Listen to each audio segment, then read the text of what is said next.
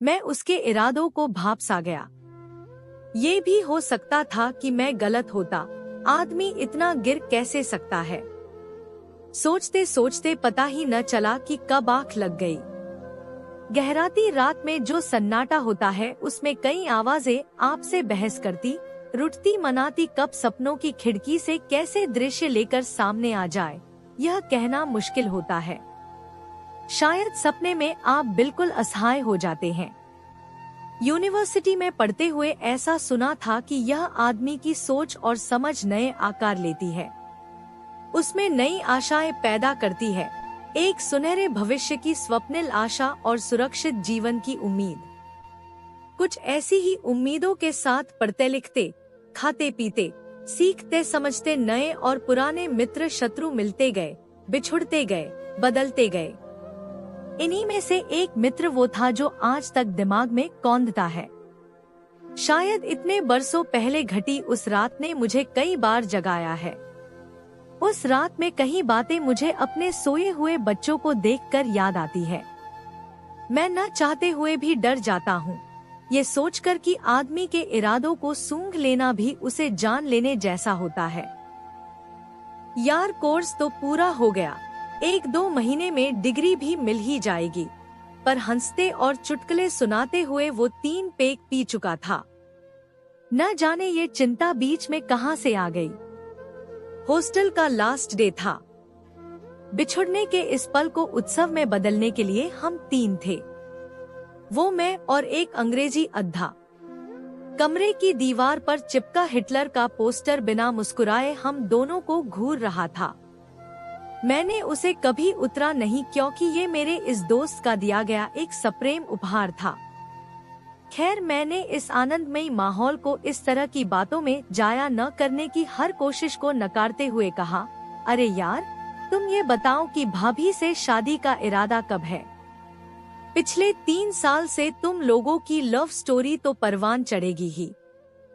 सब दोस्त दोबारा इकट्ठे होंगे उस दिन। मैं तो भाई पूरा प्रोग्राम अभी से सोच के बैठा हूँ।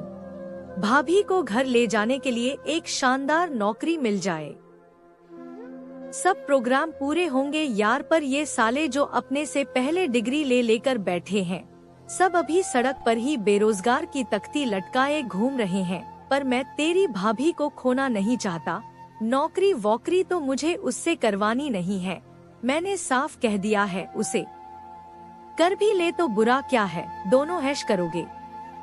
तू जानता है, मम्मी पापा दोनों नौकरी में थे, पैसे टके की कभी कोई कमी नहीं रही।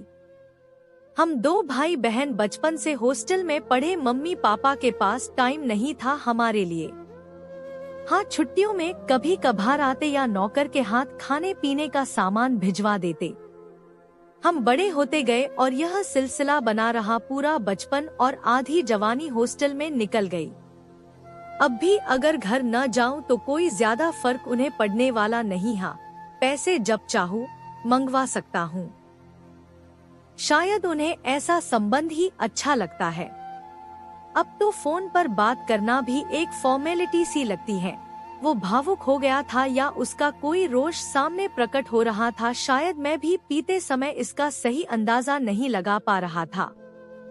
फिर भी नशे का सरूर इतना हावी नहीं था कि मैं उसकी कही बातों को समझ न सकूं। तुम्हें पता है, अब 1-2 साल में दोनों रिटायर हो जाएंगे।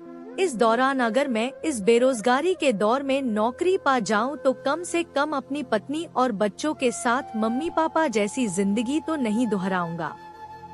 मुझे घर में रहने की बड़ी देर से प्रतीक्षा है। मैं घर के मायने अपने भीतर समाना चाहता हूँ। वो शायद नशे में भावुक ही हो रहा था।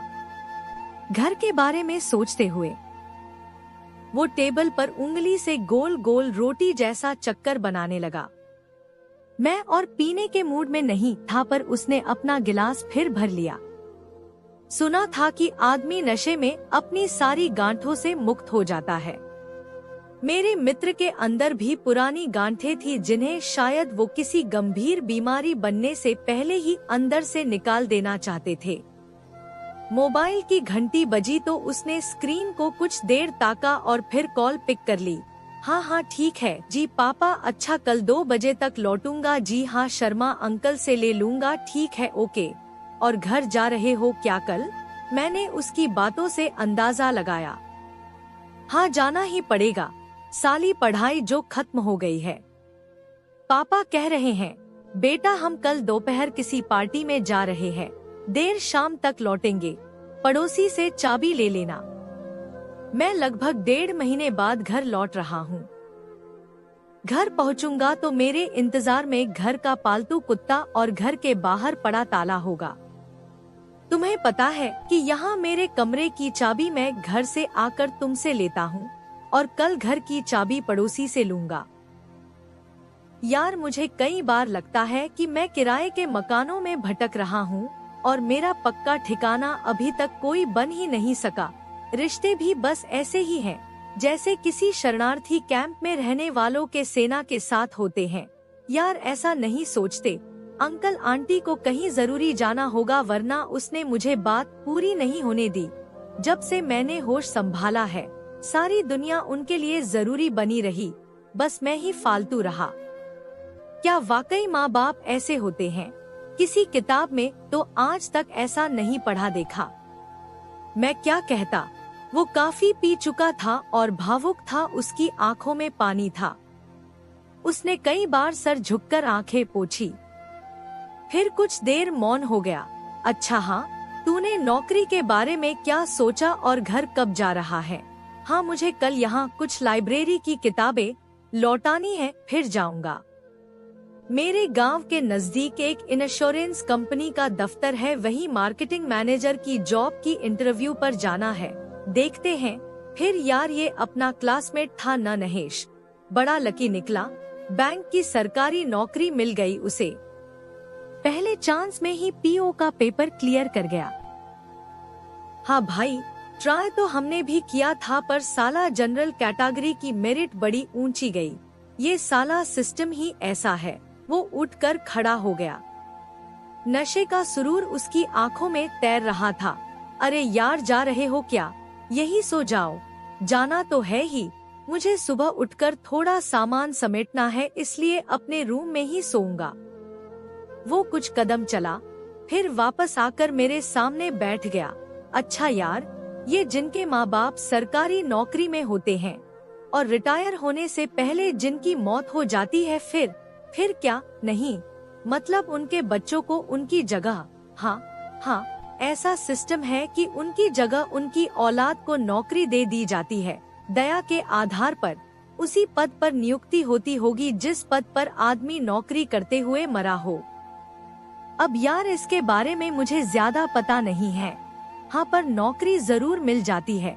चलो इस बेकारी के दौर में सरकार इतनी तो दया कर ही लेती है। क्यों, कोई घटना घटी है क्या किसी के साथ? कब क्या हो जाए किसको पता है। मैं तो बस जानकारी के लिए पूछ रहा था। अच्छा चलता हूँ, फोन करता रहूंगा, मुझे कल सुबह ही निकलना है, कहकर वो मेरे गले मिला और चला गया। मैं भी सोने के मूड में था। रात के 12:30 बज रहे थे। अपने दोस्त की बातों के बारे में सोचते सोचते सो गया। अजीब सा सपना था, जैसे मेरा कोई अपना मुझे सोते समय गला दबाकर मारने की कोशिश कर रहा हो। मैं हड़बड़ाकर उठ बैठा, सिरहाने रखा, पानी पिया, मोबाइल की स्क्रीन पर चेक किया तो 4:30 बज रहे थे। मुझे ऐसा सपना क्यों आया? क्या कोई फिल्म, घटना या कोई किस्सा मैंने पढ़ा था जो मेरे अवचेतन में कहीं रह गया और उसी के कारण यह सपना आया? पर जहाँ तक मुझे याद पड़ता है ऐसी कोई भी बात मुझसे संबंधित नहीं थी। मेरा किसी के साथ कोई झगड़ा भी नहीं हुआ। रात भी वो और मैं खा पी कर सोए हैं, तब भी कोई ऐसी बात, यहाँ तक कि मुगल इतिहास पढ़कर भी मैं सोया नहीं था। अचानक मेरा माथा ठनका। मैं जो सोच रहा था मुझे वो मन का ही वहम लगा। भावुकता अच्छी भी है और खतरनाक भी। मुझे अपनी इस सोच पर शायद थोड़ी हंसी भी आई। मैंने सब बातें सोचना छोड़ दोबारा सोने की कोशिश की। इधर उधर करवटें बदलते हुए मुझे लगा कि मैं अपनी नींद पूरी कर चुका हूँ। अचानक 5:30 बजे वाली ट्रेन की सीटी कुछ दूरी पर गुजरती रेल पटरी पर सुनी। हॉस्टल से कुछ ही दूरी पर ये रेल पटरी गुजरती थी। मुझे याद आया कि आज तो वो घर लौट रहा है। सुबह 8 बजे तक चला ही जाएगा। सोचते हुए मैंने कपड़े पहने और उसके कमरे की तरफ तेज चाल से बढ़ गया।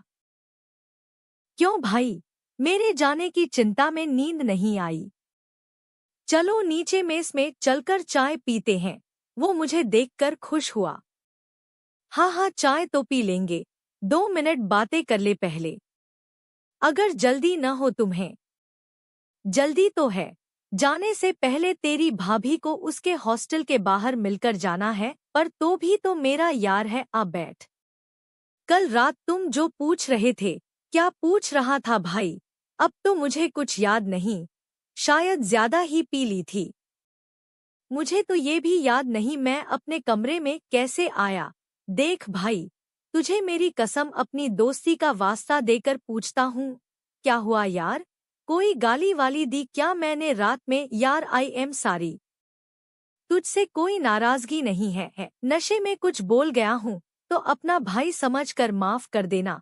ऐसा कुछ नहीं हुआ है। वो जो तुम नौकरी की बात कर रहे थे दया के आधार पर। अच्छा वो तो ऐसे ही बस। उसकी आवाज कपकपाने लगी। वो इधर उधर देखकर बात करने लगा। उसकी नजर भटकने लगी जैसे कुछ भी देखना न चाहती हो। तू मेरा सबसे प्यारा दोस्त है। मेरे सर पर हाथ रखकर मुझे अपनी मंशा बता। मैं बहुत डर महसूस कर रहा हूँ। कुछ देर अजीब सी चुप्पी हम दोनों के बीच छा गई। अचानक उसके मोबाइल की घंटी बजी। हाँ पापा नमस्ते जी, ट्रेन 10 बजे की है। क्यों, आपको तो कहीं जाना था? मैं आ जाऊंगा। अच्छा, स्टेशन पर आप खुद आ रहे हैं? जी ठीक है, मिलते हैं। बात करने के बाद वो कुछ सोचने लगा और फिर रोने लगा। क्या हुआ, सब ठीक तो है न घर में? मैंने उसके कंधे पर हाथ रखकर पूछा।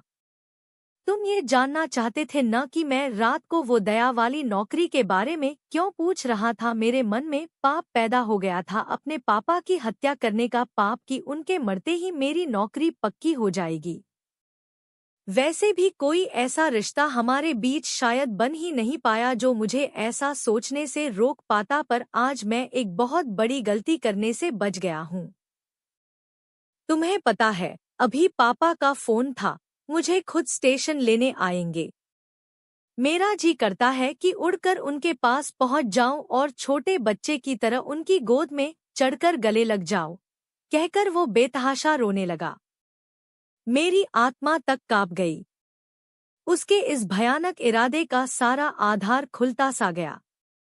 समय बीतता गया, नए रिश्ते बने और मैं इतने सालों बाद अपने बच्चों के बीच केवल एक सुखद एहसास के कारण उस बात को भूल पाता हूँ।